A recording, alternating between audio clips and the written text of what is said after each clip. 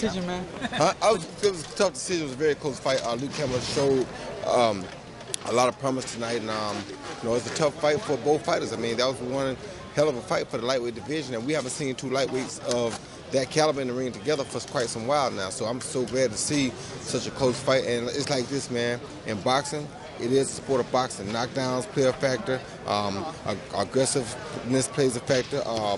Ring boxing plays a factor. It all depends on what a judge fancies the most. It's like last week in the Canelo fight. If you go look at the fight, Canelo landed a lot of big punches in big rounds. He may not land as many as Triple G did, but he landed big punches. And really, we was expecting to see the big punches landed from Triple G, not from him.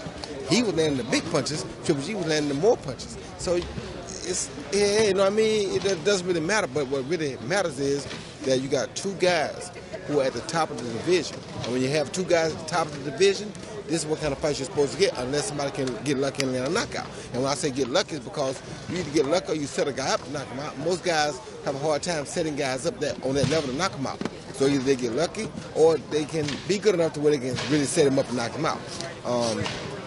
Really top-notch fighters like that shouldn't be able to be set up to be knocked out that easy because these guys are at the top.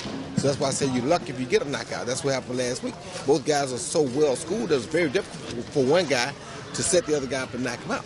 But like I say too, tonight you saw a perfect example of it. Last week you saw a perfect example of it. When two of the top dogs meet, that's what we're supposed to see. Unfortunately, sometimes one guy has to walk away with a loss and one guy walks away with a win, but that's what we want to see.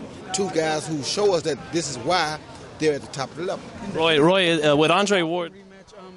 I mean, a lot of people, when there's a close decision, they want the rematch. It looks like that's exactly what we'll get with Canelo-Golovkin. We hope so. What happens there? We don't know what will happen. That's why we're getting a rematch. What you about to say, bro? Say it now. What does Canelo or Triple G need to do in the rematch to assert dominance? They got to do like Andre did in the second Kovalev fight. They got to go back home, make adjustments to change what they did this first time, and whoever can make the most adjustments will win the second fight. Just like in the first fight with Ward and Kovalev. I thought Kovalev probably edged it, but it should have been called probably a draw the first time. Second time, Ward came back and revamped his game, changed things around, and took total control of it. So we hope the same thing can happen the second time in this fight, but whoever makes the adjustments is who will prevail as the champ. Who has more room to adjust, Roy? After Most fighters can adjust, but Canelo being the youngest probably has more room.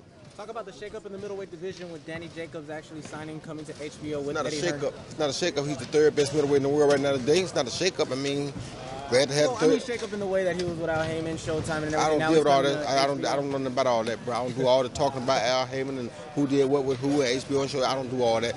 I'm glad to see the man got a contract with somebody that he can fight the top other two middleweights in the world. I mean, I'm cool. It don't matter who you with. It's just if you can have the best fights. See, this is what people get it twisted with me. I don't care nothing about who you with. It's like what you want to be able to do is have the best fights for you at the time.